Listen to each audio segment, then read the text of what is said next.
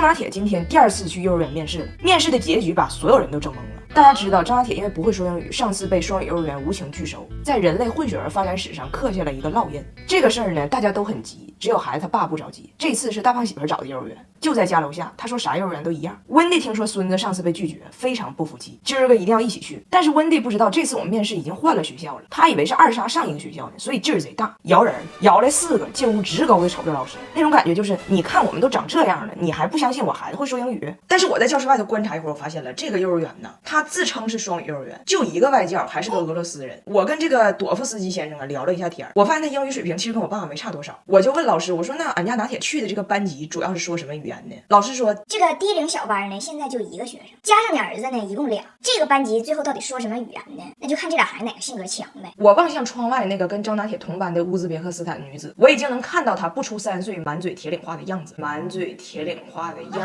温蒂给拿铁恶补了一整天日常英语啊，临时抱佛脚。早要打也一直给拿铁小技巧，告诉他弟弟如果忘词儿了就说 you know yeah， 这俩水词儿就能马虎过去。老师都要进屋了，还在恶补。我在外边看着我都有点心疼了，我得赶紧买点好吃的犒劳一下孩子。平时一给拿铁买啥吃，总被他奶奶无情分享。这次中秋我在抖音商城给他买了谢太太大闸蟹，因为外国人他不会吃螃蟹，还有各种团圆礼一键立减，赶紧左滑进抖音商城或点击评论区送超值好礼。面试环节到了，张拿铁这阵势这排面。但是我跟你说，语言这玩意儿啊，真不能死记硬背。这是张拿铁的面试 solo。My name is Jaya. My name is Jamie. Upgrade. My name is Good morning. And you? My mom is tired. You know, I want to you. Oh, yeah. 连续重语。You know, yes. 我大哥的。没想到的是哈，张拿铁这驴唇不对马嘴的英语演说，外教还没等他说完呢，居然高度赞赏，非常棒 ，amazing， welcome to our school。我一看那外教满脑袋是汗，我发现这外教他其实懵了。外教肯定寻思这孩子长得英语肯定没毛病，他后边站的一排人，那家庭背景英语更没毛病，那他肯定是没错呀。我听不懂，那肯定是我的错呀。张拿铁被一顿夸也懵了，不都说我英语不好吗？但是面前这个男人他夸我英语好啊，那他长得英语肯定没毛病啊，他肯定没错，别人听不懂那就是别人的错。温蒂大胖媳妇和我俩小姑子更懵了，哪里有 amazing 呢？为什么我们说英语的人听不懂啊？于是2个都不会说英语的老外在说英语的问题上就这样认可了彼此，而那些真正说英语的人开始质疑自己的英语了。走的时候问大胖媳妇，我说你担心你儿子英语有俄罗斯口音不？大胖媳妇说，我更担心那个乌兹别克斯坦女孩的铁岭口音。张拿铁到哈尔滨玩的时候，吃鱼被一个大鱼刺给卡了，下了诊所的手术床，说的第一句话是啥？你们谁也想不到。我们前2天不去哈尔滨玩去了吗？我到那儿我一刷手机，我说哎，刘亦菲现在也在哈尔滨呢。此刻哎，咱说不定能偶遇呢。张拿铁问谁是刘亦菲，我就给他看一下刘亦菲照片，他认识。其实张拿铁老看刘亦菲，我在家我前一段时间老看刘亦菲的电视剧嘛，张拿铁老跟我一起看，爱看。所以张拿铁一听说刘亦菲在哈尔滨，他十分激动，高兴坏了，问我刘亦菲就在这儿呢？我说对呀。他说那咱别在酒店待着了，出去找刘亦菲去。我就在酒店跟他一起了一些往事。我说你知道吗？你爸当年刚认识妈妈的时候，审美畸形，说刘亦菲没有你妈好看，给张拿铁听懵了。这长得多带劲呢！这大高个多好看呀！我喜欢。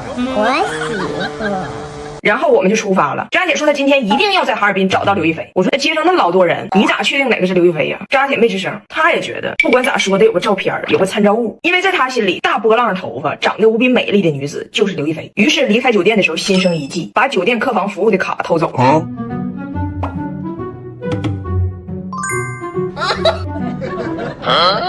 于是我们在哈尔滨玩的所有的景点，因为小达在加拿大待过很长时间嘛，所以他特别喜欢这种有冰雪的城市，很享受。而张拿铁一心只想着另一件事儿。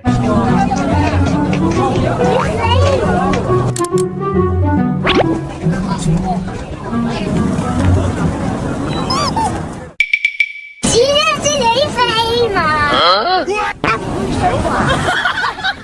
保安都看懵了，因为张拿铁特别像一个拿着传单拉黑客的黑导游。我们受不了了，一把把他抱走了。他双脚离地了，张拿铁自己琢磨该改变战术了。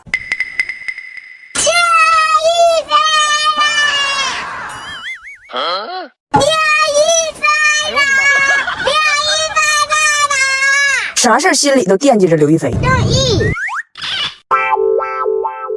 这是给刘亦菲留的。一飞没找到，但尔滨的热情暖人心，就连尔滨的国品之光飞鹤也暖到咱心坎了。飞鹤的2小时生态圈，从挤奶到加工只需要2小时，奶粉品质优先，63年零事故，用前沿科技为聪明宝宝添益。飞鹤真是给尔滨上大分了。我们在哈尔滨待了2天，张拿铁一直没有放弃找他的刘亦菲，但是我们马上就要离开了。我们吃着这尔滨的最后一顿饭，张拿铁知道遇见刘亦菲的希望越来越渺茫了。吃饭的时候，张拿铁吃鱼一个不小心把嗓子给卡了，突然间就开始一顿咳嗽。我说别的招都不一定好使，赶紧去医院吧。幸好楼下就诊所，到了那儿就要给他架台上。张拿铁回头跟我说：“妈妈，我不会哭的，我会很勇敢。”然后让我把他拔刺这过程，他有多勇敢多爷们儿给他录下来。啊，这是我很棒，哎，哇，太厉害了！不疼吗？不疼。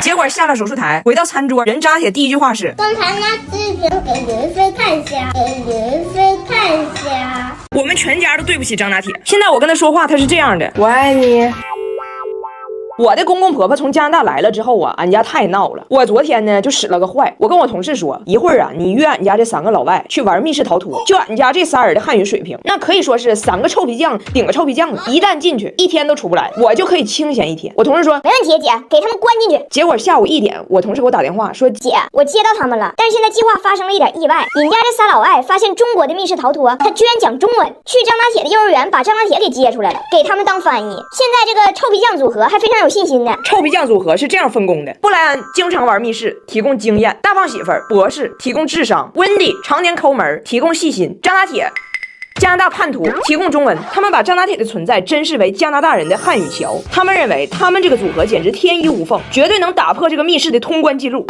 这4个人兴高采烈地来到了密室逃脱，在第一个线索这里发现了第一个问题：张拿铁这个汉语桥他不识字儿。张拿铁就是什么？那是根本。支持什么？我哪知道啊？ Do you know what that says? 我是中国人，但是我不认这，不认这。紧接着又出现了第2个问题：张拿铁这个汉语桥他还不会翻译，桥的意思是连接，而张拿铁他只能说是一个汉语的断桥。 Equals one, in fact, that's racist. No, where's another one? 光嘛，掰这个，掰这个，拜拜。 No, bye-bye, I'm here. This one didn't even move. It didn't even move. It only... 广播一说话提供线索，所有人都看汉语桥。希望对你们有所帮助。 What did you say? 都看我干啥呀？是按照顺序重新装填序列值。都瞅我干啥呀？张拿铁他说什么？我知道他说啥，我不知道咋跟你说。密室逃脱的工作人员也很担心，因为按照这个速度，他们有可能因为缺氧死在里边。张拿铁一直在求救。这些老外不认字儿。喂，这些人都不识字儿，怎么办？你回答。 4, 2, 3. 你好，人笑老外已经玩头发了，请帮帮我。你好，我饿了。他们彻底被困在了这里。张拿铁这脑袋嗡嗡的，他跟我同事说，我要给我妈打电话，让她把我救出去。我看着还是心软了，我就出发去接他们了。这天阳光还挺足，不能光顾着美，防晒可不能忘。我最近很爱用修丽可防晒小银伞，护肤最后一步轻轻一涂，美白防晒2手抓，一整天咋折腾都不担心，不用补。最近跟他们频繁外出，用它不但没晒黑还白了。我接到张拿铁的时候，他是这样质问我的：为什么把我和3个外国人关到这里面？为什么呢？但这还是真记仇。回到家了，都过好几个小时了，我寻气儿消了。我说张拿铁，别生气了，妈不给你救出来了。为啥让我去？又吵我，又吵我。